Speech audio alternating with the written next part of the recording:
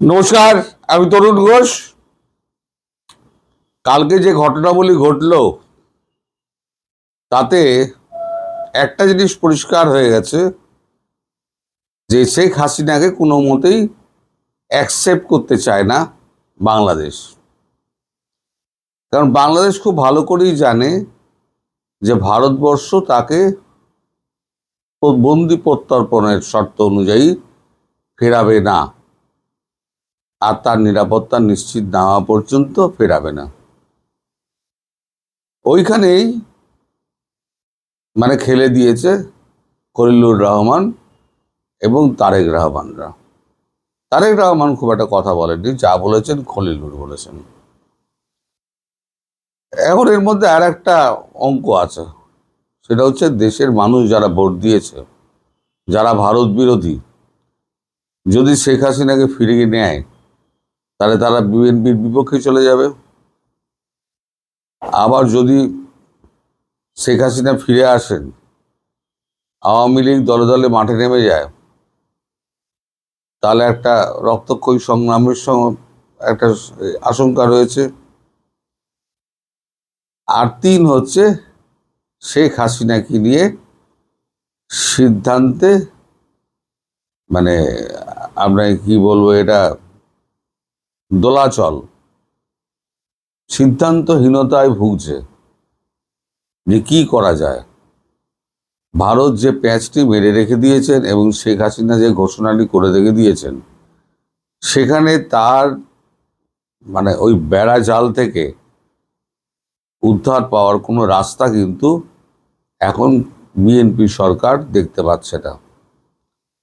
কালকে যে এতগুলো মিটিং হয়েছে, তার মধ্যে একমাত্র সৌহার্দ্যপূর্ণ মিটিং যেটা হয়েছে সেটা হচ্ছে সালাউদ্দিন সাহেবের সঙ্গে আমাদের দীনেশ ত্রিবেদীর বৈঠকটা।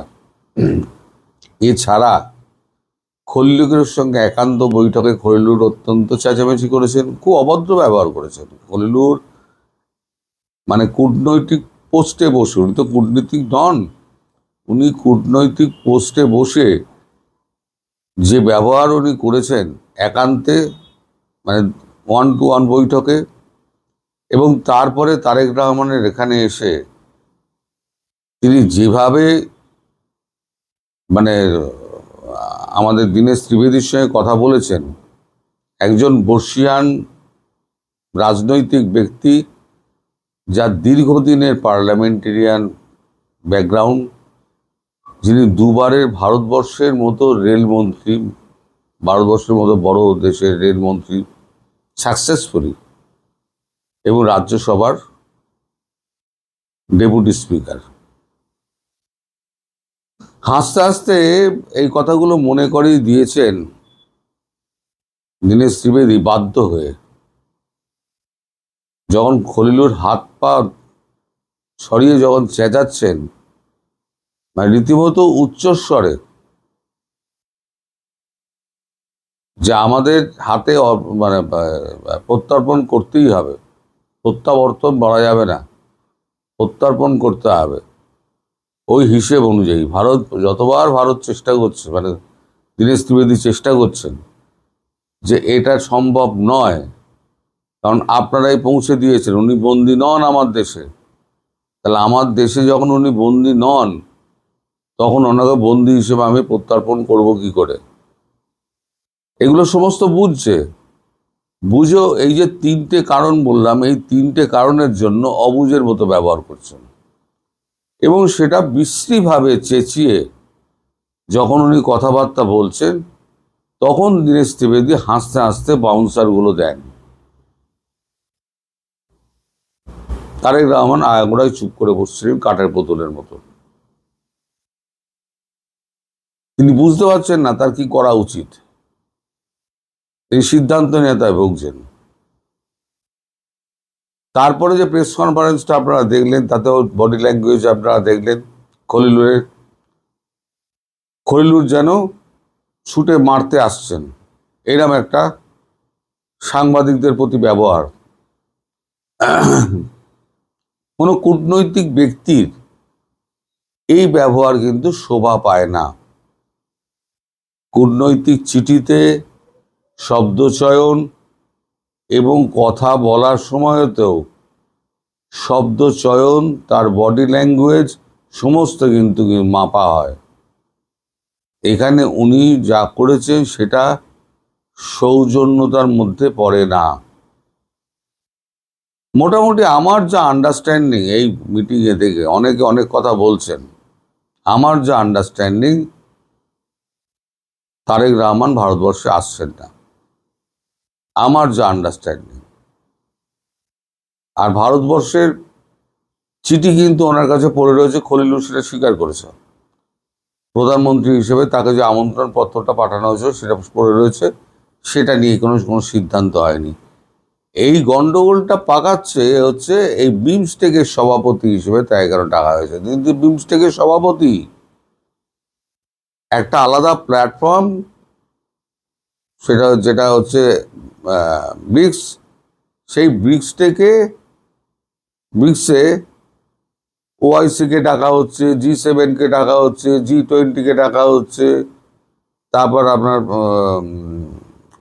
আরও যে সমস্ত বিভিন্ন সংগঠনগুলো আছে তাদের সভাপতিদের ডাকা হচ্ছে, ওনাকেও ডাকা হয়েছে।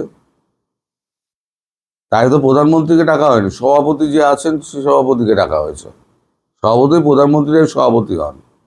পরের বছর যখন উন্নত হবে তখন ভারতের সভাপতি লিখবেন যে দেশ হবে। তখন কি মাননীয় প্রধানমন্ত্রী নরেন্দ্র মোদী লিখবেন না?